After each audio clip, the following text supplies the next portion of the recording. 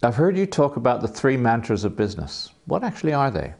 Well, the first mantra is cultural capital is a new frontier of competitive advantage. If you want to have a high-performing, successful organization, you've got to have a great culture. I mean, there are many organizations now that compete to be one of the best companies to work for. And when you look at the financial results of these companies, who are the best companies to work for, you find the results are exemplary. And why? Well, it's simple, because they're looking after their employees, and their employees then are looking after the company. So if you can focus on the personal fulfillment of your employees, you will actually build a highly successful company. And that's all about the culture.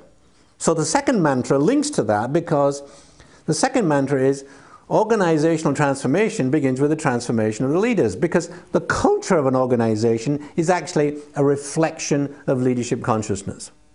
So who you are as a leader actually creates the culture. Who your leadership team is creates the culture. So if you want to change the culture, you either change your team or the team changes.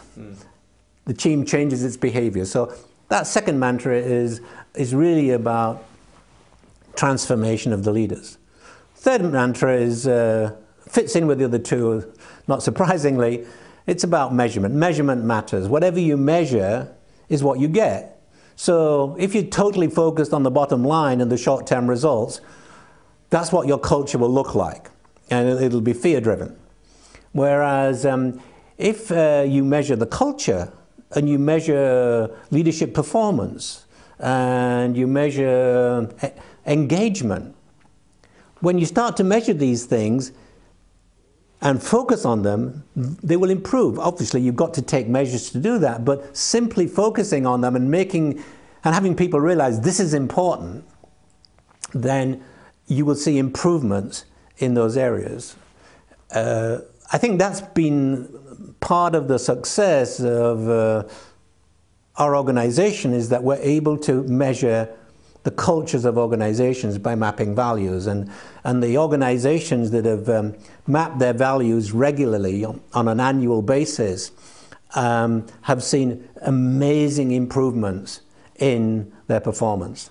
They've really moved into being high-performance organizations. The new leadership paradigm learning system includes the tools and the surveys for measuring your progress both personally as a leader and for measuring the progress of your team, your organization, or your community.